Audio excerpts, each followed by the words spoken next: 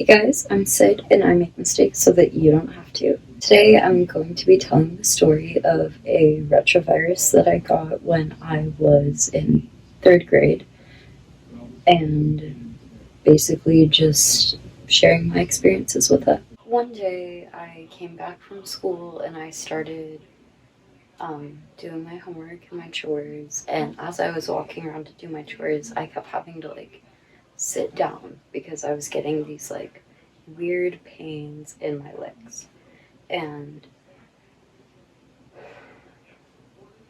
after I kind of just wrote it off and thought that I was just sore. I don't know. I really wore only jeans when I was a little girl, so I didn't see my legs and I didn't think to look at them. Um, but when I got ready to get into the shower, I saw all of these red blotches on my legs. My legs were double the size that they usually were. They were completely swollen. I wasn't really sure what was wrong, and my parents were really, really worried. And they thought that I had hurt myself somehow at school. And so we spent an hour trying to figure out if it was some kind of bruising that I had gotten playing at school. Um, when they decided that we didn't really know what was going on, uh, we went to the ER. And after waiting for a little while, they got me in a bed. And I was only in a bed for 30 minutes before I had a diagnosis. They told me that I had HSP, and to this day, I cannot pronounce the long version. I'll put it right here. Um, these, oh, also, I'll include what the spots look like right here. Uh, this illness was not incredibly serious so much as really detrimental to your mental health and your physical well-being, because you just spend your whole day in a bed and you don't get a lot of exercise, you don't get a lot of anything. And that was for 2 months. And then even when I came back to school, um, even when I came back to school, I had to sit on the benches for months into the school year. I wasn't allowed to hang out with other kids, not because it was a contagious illness, but because I wasn't allowed to exert myself. I wasn't allowed to participate in morning calisthenics or any recesses. And after being in the hospital for so long, it was kind of like my friends forgot about me. Not that I expected them to be super comforting or super mature about what was going on. I mean, we were in third grade, but it was kind of depressing on my end. It was just there's nothing good about this. Um, the one good thing I guess you could say was it wasn't super life threatening. The symptoms were just the overall symptoms are abdominal pain, those red spots, and the swelling. Um, for the most part, my pain wasn't bad at all if I wasn't standing up. I didn't have any abdominal pain, but I did have the pain when I would be walking or standing up.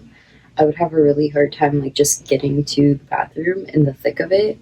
Um, and like I said, I was in the hospital for about 2 months, just not even getting treatment because there wasn't really a treatment.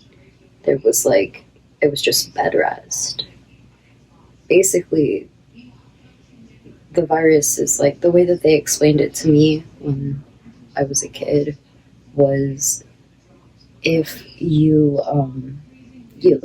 I got some kind of basic illness a cough, basic little flu that I probably didn't even notice.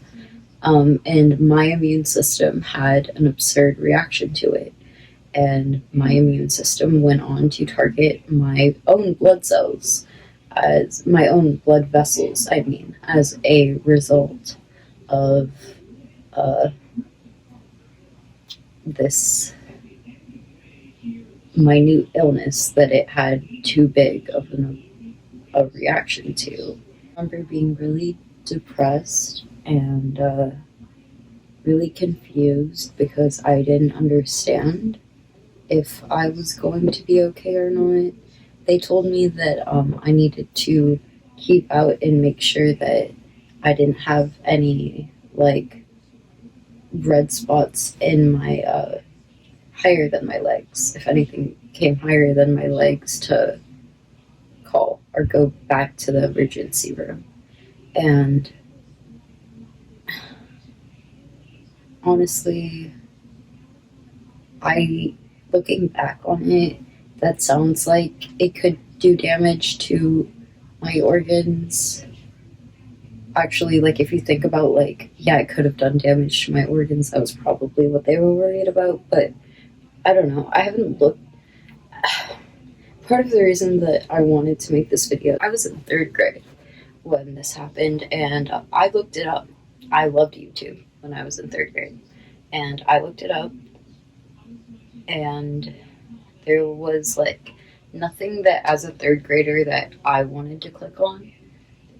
Like, I was kind of expecting to look it up and see like other people, like my experience with HSP, like, you know, like, no, it was very much like just like medical like articles, or like there was like a couple of videos, but they definitely didn't look like the kind of video that it was, like a scary looking video. Like, you know, it wasn't something that like I as a kid would click on. It was like very professional looking and adult looking. Like, it wasn't very consumable for the age that I was. And when I was in 5th grade, which was 2 years after I had HSP, there was another girl at my school that got it. And I remember her, like, the way that she talked to me about it, because she wore shorts one day, and I remember being like, do you have HSP? And she was like, yeah, don't worry, you can't get it. And I was like, oh no, remember, I had it in 3rd grade. Like, I know it's not contagious. Let me sit with you. Because that was like one of the big things, is like, when I came back, like, all of my friends, like, they didn't really, I don't know, it was awkward. And then like everyone was like, oh yeah, like, Sydney almost died, Sydney was in the hospital, Sydney's still sick, so we should keep our distance from her, that's why she's not allowed to play, because she's still sick. So like, when this girl was sitting on the bench, I wanted to sit with her, and I was thinking, like, what kind of video should I make? And I was like, I want to do another story time. And this was like the story time that I was looking for when I was a kid. So this is the story time that I wanted to make. Alright guys, thanks for watching. Remember to like, comment, and subscribe if you'd like to. Have a good whatever time of whatever it is.